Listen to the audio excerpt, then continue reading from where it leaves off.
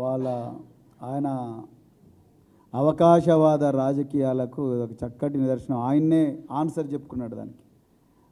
TRS party నుంచి చాలామంది చరిత్రలో 25 సంవత్సరాల చరిత్రలో ఎంతోమంది వచ్చిండు, ఎంతోమంది పోయిండు. ఈ జూపల్లి కృష్ణారావు లాంటి నమ్మక ద్రోగులను, వెన్నుపోటుదారులను మస్తు మందిని ఈ బీఆర్ఎస్ పార్టీ చూసిందండి. ఇక్కడ పాయింట్ ఏంటంటే జూపల్లి కృష్ణారావు మీద బీఆర్ఎస్ పార్టీ ఆయన మీద ఆరోపణలు చేయాల్సిన అవసరం బీఆర్ఎస్ పార్టీకి లేదండి.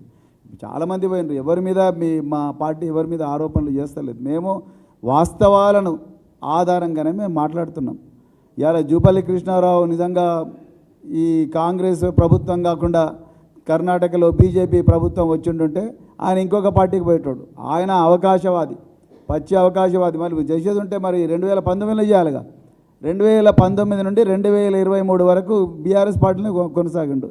2023 ఒక సంవత్సరం ముందు, లేకపోతే కాంగ్రెస్ పార్టీ కర్ణాటకలో అధికారంలోకి వచ్చిన వెంటనే సడన్గా నాకు కాంగ్రెస్ పార్టీ మంచిగా అనిపించింది. మరి ఆనాడు 10 సంవత్సరాలు మరి రూలింగ్ పార్టీలో ఉండి మరి కేసీఆర్ గారిని, కేటీఆర్ గారిని వాళ్ళు చేస్తున్న మంచి కార్యక్రమాలను, తెలంగాణ ప్రభుత్వాన్ని మరి గొప్పగా పొగిడి ఇదే రేవంత్ రెడ్డిని కొడంగల్కు పోయి మరి విమర్శించిన జూపల్లి కృష్ణారావు ఇలా మరి ఏం మాట్లాడుతున్నాడు ఆయన? పచ్చి అవకాశవాది. అసలు అట్లాంటి అవకాశవాదుల గురించి వాస్తవాల ఆధారాలు లేకుండా మాట్లాడే సంస్కృతి బీఆర్ఎస్ పార్టీకి లేదండి. ఆయన మొత్తం కూడా అవకాశవాద రాజకీయాలు మాట్లాడుతున్నారు. అట్లా వెన్నుపోటుదారులను పట్టించుకుంటూ పోతే ఈ మా పార్టీకి అంత టైం కూడా లేదు. మేము ప్రజల మధ్యలో ఉంటాం, ప్రజల కోసం శ్రమిస్తాం, ప్రజా సమస్యల మీద పోరాడుతాం. తెలంగాణ ప్రయోజనాలను ఎవరైనా ఈ దేశంలో, ఈ ప్రపంచంలో ఎవరైనా తెలంగాణ ప్రయోజనాలకు, తెలంగాణలో ఉండే 4 కోట్ల మంది ప్రజల ప్రయోజనాలకు భంగం కలిగిస్తే తప్పకుండా వాటిని అడ్డుకుంటాం. ఇది అసలు సమస్యనే కాదు.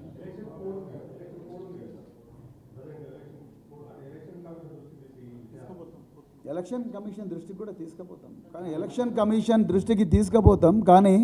ఎలక్షన్ కమిషన్ కూడా ఆన్ రికార్డ్ చెప్తున్నాడు, మాకు న్యాయం చేయడం లేదండి. కేసీఆర్ గారి మీద 48 గంటల నిర్బంధం ఎలక్షన్ కమిషన్ చేసిందండి.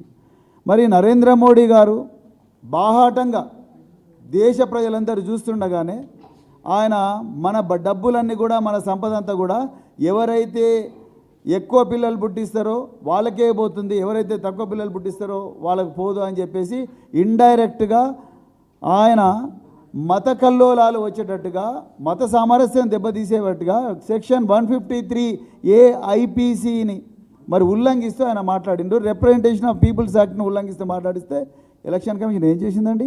నరేంద్ర మోడీ గారిని ఆపిందా? ఆపలే. సాఫ్ట్గా ఏం చెప్పింది? బీజేపీకి, కాంగ్రెస్కు ఒక నోటీసు పంపింది, పార్టీలకు నోటీసు పంపింది. వ్యక్తులకు ఎందుకు పంపలే?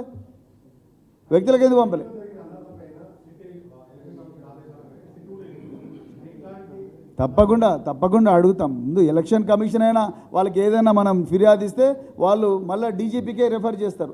అందుకొరకే మేము ముందర డీజీపీ దగ్గరికి పోయినాం. మా బాధ అంతా ఏంటంటే డీజీపీ దగ్గరికి ప్రజాప్రతినిధులుగా 10 సంవత్సరాలు పనిచేసిన వ్యక్తులు, విప్పుగా పనిచేసిన వ్యక్తులు డీజీపీ గారి దగ్గరికి పోతే కూడా న్యాయం జరగలేదు. ఎలక్షన్ కమిషన్ దగ్గర పోతాం, ఎలక్షన్ కమిషన్ ఏవేలుగా పెట్టిందో మనం చూస్తూనే ఉన్నాం. కానీ బట్ పాయింట్ ఏంటంటే ఎలక్షన్ కమిషన్ దగ్గర పోతే కూడా న్యాయం జరుగుతలేదు కదా. మరి రేవంత్ రెడ్డి గారు కూడా అసభ్యకరమైన భావజాలం మాట్లాడిండు. మరి ఆయన మీద ఎందుకు యాక్షన్ తీసుకోలేదు? కేసీఆర్ గారి మీద మరి 48 గంటల బ్యాన్ పెట్టినప్పుడు మరి నరేంద్ర మోడీ గారి మీద కూడా పెట్టాలి కదా. నరేంద్ర మోడీ గారు ఏమో తక్కువ మాట్లాడినా, ఘోరంగా మాట్లాడింది. ఓపెన్గా దేశ ప్రజలందరూ కూడా చూస్తున్నారు ఆయన మాట్లాడిన మాటలు. మరి ఆయన మీద ఎందుకు బ్యాన్ పెట్టలేదు? కేవలం పార్టీకి మీరు అట్లా మాట్లాడకండి దయచేసి అని వాళ్ళని ప్రాధేయపడుతున్నట్టుగా ఎలక్షన్ కమిషన్ మాట్లాడింది. Is this the way justice is dispensed in this country? Is this the fairness? Where is the transparency? Where is the fairness in this country? So absolutely, this is absolutely unethical. Thank you very much, మిత్రుల. తప్పకుండా కలుస్తాం, తప్పకుండా DGP గారిని మళ్ళీ కలుస్తాం, తప్పకుండా దీన్ని action తీసుకోమని అడుగుతాం. సిట్టు కూడా ఏర్పాటు చేయమని అడుగుతాం. ఎందుకంటే ఇది ఒక్క రోజుతో ఆగదండి. ఇప్పుడు నేను మళ్ళీ చెప్తున్నాను, చిన్న కారు పాములలో జగదీష్ రెడ్డి అనే వ్యక్తి మీద దాడి చేసిన వ్యక్తులను వాళ్ళని జైలుకు పంపించిండంటే ఆ దళితుల మీద దాడి జరిగి ఉండేది కాదు. అది ఎంత ఘోరమైన దాడి అంటే కారంచేడు, చుండూరు, లక్ష్మీపేటలో ఎట్లయితే దాడి జరిగిందో, అరే మీరు మేము చెప్పిన వాళ్ళకి కాకుండా మీకు ఇష్టమైన వాళ్ళకి వేస్తారా ఓట్లు అనుకుంటా వాళ్ళని కొట్టిండ్రు పిల్లలు. అది మరణం, అది దాడి కాదా? ఘోరమైన దాడి. The violation of their constitutional right. Article 326 of Indian Constitution guarantees right to vote to every citizen in this country. Then how is it they have been attacked? ఎట్లా అటాక్ చేసిండ్రు? గువ్వల బాలరాజు గారి నియోజకవర్గంలో అచ్చంపేటలో పట్టపగలే పోలీసు కానిస్టేబుల్ల ముందర ఘోరంగా కొట్టిండ్రు. ఆ గుత్పగడ్డలు తీసుకొని కొడుతుంటే కానిస్టేబుల్ కనీసం ఆ గుత్పగడ్డలు గుంజుకునే ప్రయత్నం చేస్తలేరు, అడుక్కుంటున్నారు వాళ్ళను. ఆ కొట్టిన వ్యక్తులను రిమాండ్ చేసి జ్యుడిషియల్ కస్టడీలో పెట్టుంటే నిన్న జాడి జరిగిండేదా? వాళ్ళు సేమ్ డే కోర్టులో ప్రొడ్యూస్ చేస్తారు, ప్రొడ్యూస్ చేస్తే సేమ్ డే బెయిల్ వస్తుంది. పోలీసు వాళ్ళు బెయిల్ ఎందుకు అపోజ్ చేయలేదండి? పోలీసు వాళ్ళు బెయిల్ ఎందుకు అపోజ్ చేయలేదు? వాళ్ళు బయటకు వచ్చి మళ్ళీ ఎవడినైతే తన్నారో వాళ్ళ ఇంటి ముందర పోయి మళ్ళీ నవ్వుకుంటూ కూర్చున్నారు. మీరు ఏం చేసినా నడుస్తుందిరా అని చెప్పి కూర్చున్నారు. మరి ఎట్లా అవుతుంది? అంటే ఎక్కడుంది ఫెయిర్నెస్ ఈ సిస్టంలో? మన ముఖ్యమంత్రి గారి సొంత జిల్లా, సొంత నియోజకవర్గం, సొంత జిల్లాలో ఇట్లా జరుగుతుంటే మన ముఖ్యమంత్రి ఏం సందేశం పంపిస్తున్నారు ఈ రాష్ట్రానికి? ముఖ్యమంత్రి, హోంమంత్రి ఆయనే కాబట్టి అడుగుతున్నాను నేను, what is the message you are sending across to people? మీరు మీ యాక్షన్స్ బట్టే కదా కింది కార్యకర్తలు బిహేవ్ చేసేది. మీరు చెప్పే మాటలు, మీరు అధికారుల మీద తీసుకునే యాక్షన్ మీదనే కదా డిపార్ట్మెంట్లు నడిచేది. మరి ఎందుకు రివ్యూ చేస్తలేరు? 100% చేస్తాం, 100% కేంద్రం చేస్తాం. Thank you very much.